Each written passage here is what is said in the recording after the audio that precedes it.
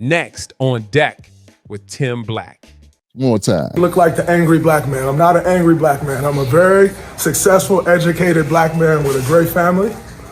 And I'm great at basketball. I'm great at what I do. The agenda to try to keep making me look like an angry black man is crazy. I'm sick of it. It's ridiculous. All right, Miss Dana, what do you think? Is he now, you know why they say he's angry, because he's gotten into a couple scuffles, had some issues on the court with a couple people. I think I saw him step on somebody's chest who was laying down and something, and I think he stole somebody or swung at somebody. So what do you think about the characterization that he's an angry black man? I think it's unfair. I think it's unfair because, we have a lot of bougie princesses in the NBA nowadays. They are so spoiled. Take us back to the Michael Jordan days. Take us back to what was the heyday, the Magic Johnson and Larry Bird. Now I was a kid, I wasn't even born then. However, those guys were brawling. The Detroit Pistons, when Isaiah Washington was there, that was like, you would think they came out the project. So first of all, he's very aggressive, as he should be. And that doesn't make him an angry black man, because when you look at his personal life, he's not dumb. He hasn't had any ridiculous scandals, i.e., he didn't pull a Shannon Sharp. He wasn't Shannon Sharp. He never had any type of accusations. I believe he's married. Come on, Skip. Now, Dana, come on, Dana. Come on now, Dana. You know better. He's married. I think he's married to a black woman. Yes, love his mom, have his kid. He's a husband. So what? He's angry because he's going against his opponent and he's strong arming them. You want to intimidate them so they could get off their game. Leave Draymond alone. And honestly, he's good at what he does, and he brings the entertainment, not in a bad way, to the game. Like, Judge Joe Brown, he said he doesn't like football anymore because it got so weak. Like, it's a lot of things that they don't do like they used to do. I think Draymond is just a reminder of how you should play the sports, right? And they don't like that. So yeah, leave him alone. I got to agree with you about the Pistons, man. The Bad Boys, that's what we called them when I was coming up. The Bad Boys. Them boys would beat you up. They would rough you up. Down in that hole under that basket. If you come in there soft, you leaving out. You're going to be on the deck. Look, on my show, I said, it is disrespectful, man, that people they attribute a certain type of attitude to being angry or being black. Like, black is whatever black is. Whatever you are, is you being you. My example is Chris Rock and Will Smith. They both. How you get an example from NBA to that? Well, because let me explain. Because they both black men, I think we can agree that they are black and that they both acted in totally contrasting ways. But they both black men. One man, he got ticked off. He acted. He said, "Bow!" Slapped the hell out of him. That was a black man. He got emotional. He got pissed off. He was not taking it no more. He was fed up. He lashed out. The other black man chose to remain calm. He composed himself. He said, "I'm not going to strike back." Those are both black men. Both can exist. They're neither less black than they were before that day. They are still black men. So whether you agree with or disagree with them, I think that we, just like all other groups, should be able to be however we want to be and still be black men. They call us angry. That's just a throwback to them stereotypes, because they want to make people afraid of us. But why is that? Because you see white NBA players have done it, if not worse, and continue to do it. So we've seen the same type of aggressive plays and attitude on the court that he brings, to the game. We've seen it from white players. So why is it that when a black man does it, or do anything, he's angry? I don't understand that. And so when people do that, when people make a headline emphasizing or talking about such that, like his character, and you don't do it for anybody else, automatically you are showing your biasism, your bigotry. That's how I'm taking it, because you cannot label a black man for being angry. He's doing his job and he's good at it. So they just have to find something negative. Yeah, it's And he's just Golden tough. State winning, right? Yeah, man. Go to State. You go to State Warriors. He's 35 years old. He been in the league a number of years. He an OG in the league. You know, a lot of players don't last that long in it. He's still here. His name rings out. He's making his paper. They playing tonight. They playing the Timberwolves. Yeah, he's so like you said, the brother's clean off the court. Like, what are y'all talking about? You know what I'm saying? So yeah, man. I don't not alone. But I will say this. I'm gonna push back a little bit, and I'll say he know what he be doing on the court. It's not getting twisted. I like yes. I like it's intentional. So he's complaining, like he said, "Don't call me angry." When you play with fire, you know you. Two different things though, because okay, he's big, and yeah, he gonna get off me and be extra, but he know like okay.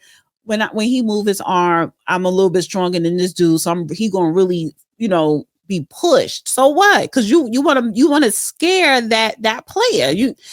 I don't understand like who I'm not good at the names. I'm not a basketball expert, but it had to be another player who was worse on a court. Shaq.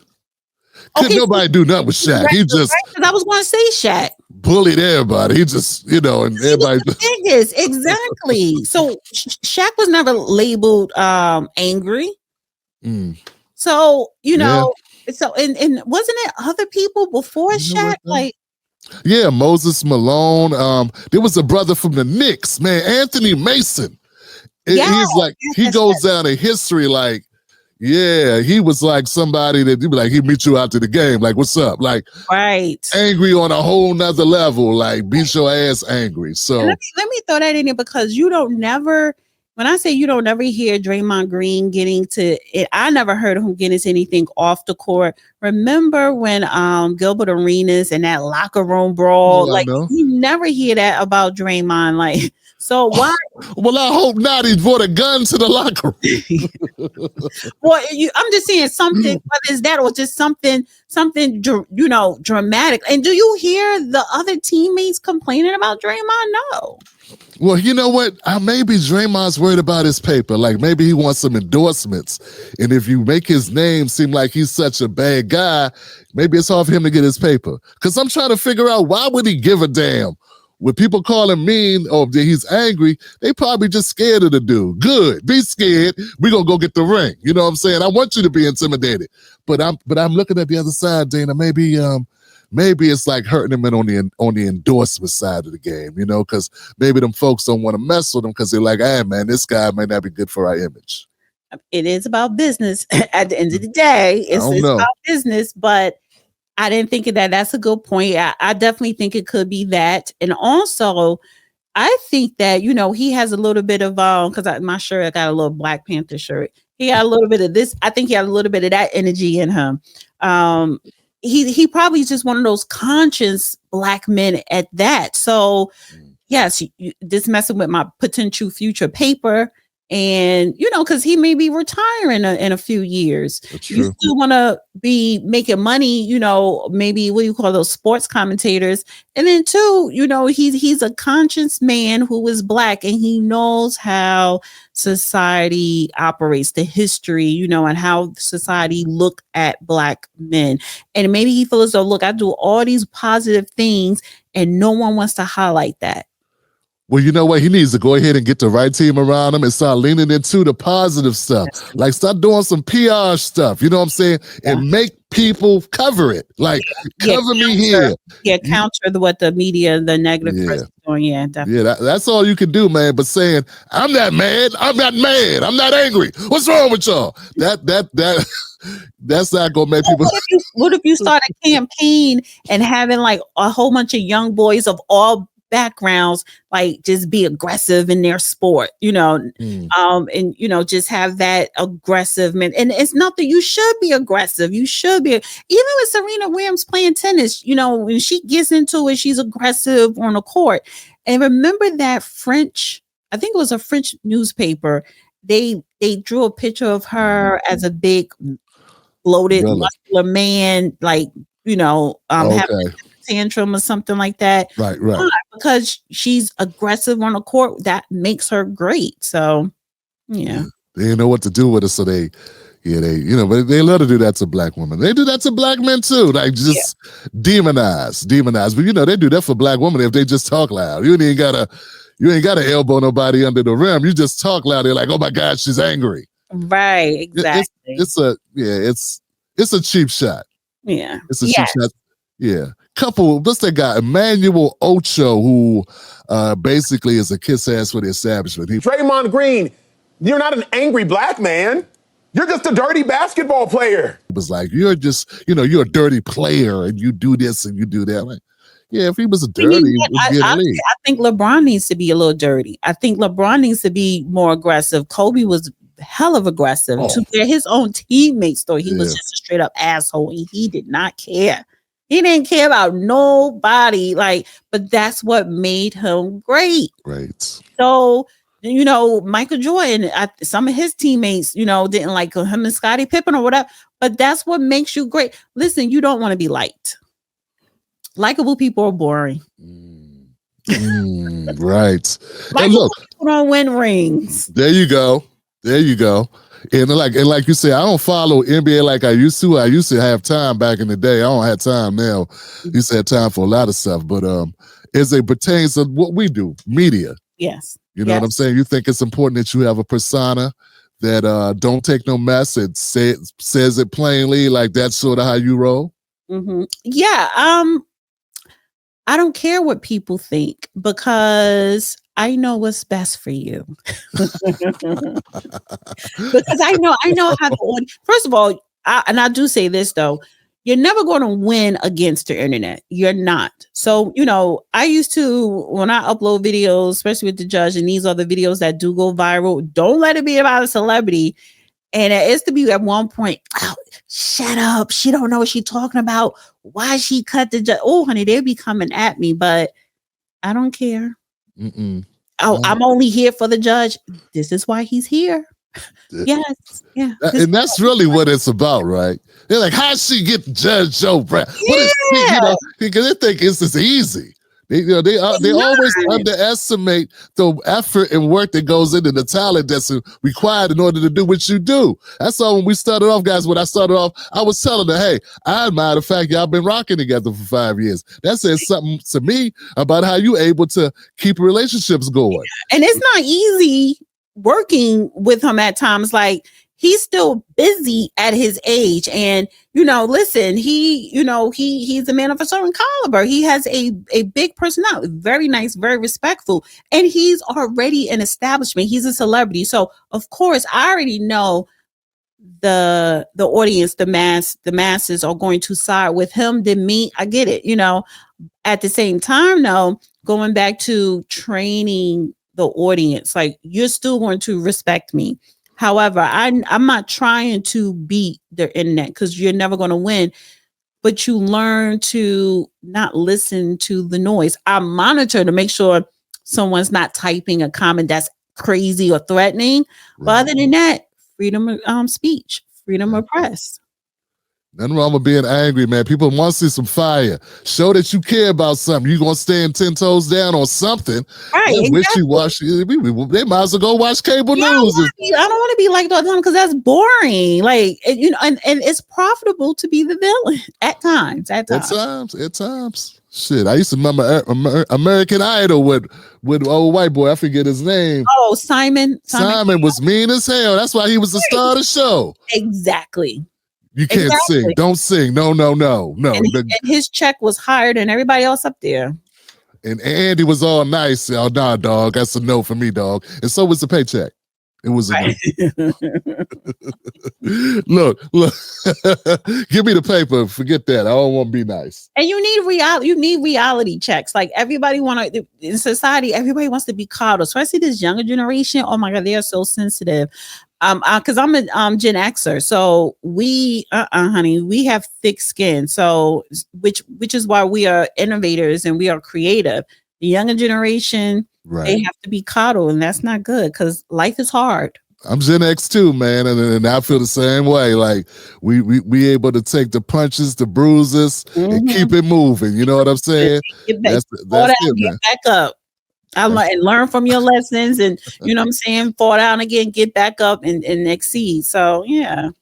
Well, look, guys, put in the comment section what y'all think about Dana's opinion on Draymond. She said, what'd you say, Dana? Leave Draymond Green alone. Leave him alone, punks. You're softies, you snowflakes. Man, look, man up. Exactly. Man up. Because he's a man. Draymond is a man. So leave him alone. They want everybody to be like Kyrie Irving, to be all, zenned out. Some brothers. Like, no, that's not, and that's what I'm saying. Like, that's Kyrie thing. That's Kyrie thing. Give you a little flower and shit. Right. But I think Kyrie, see, you have two opposites, especially dealing with the press, because Kyrie don't like the press either. He know they're full of shit. Right. But he zones them out. He doesn't lean in, but but he brings that zen. He may give 2 words or whatever, and and that's it too. But I think if you keep poking in real life, not with the media, he could probably whip some ass. But with Draymond, he's going to show you from the rip, I could whoop ass, and I'm showing you I could whoop ass, so you already know not to come and try and bully me. He's more outspoken. So 2 different personalities, but they're still 2 positive black men. And you know what? And in the media, they didn't like either one of them. Now that I think about it, because they couldn't control them. Exactly. And that's what they have in common. They're independent thinkers. Look at that. Independent men. Yeah. As zenned out, as calm as Kyrie was at the bottom, at the worst time, whatever, he was still calm, composed, and they still had a problem. So look, man, do you, Draymond? Right. Dana says, do you? Tim Black says, do you? Do you, man? Don't worry about these people. Right. I don't think he is, though, because that NBA money is guaranteed. Yeah, get your paper. All right, let's move on. I got this is a good one. Rodney Hinton Sr., because the room is so split on this. Let's see what Dana thinks about this next topic. Perfect. You made it to the end of the video. I appreciate you. Now, Google thinks this next video is going to be perfect for you. It's right up your alley. So click the next video, watch that with me, and let's keep this politics going. You're built for this.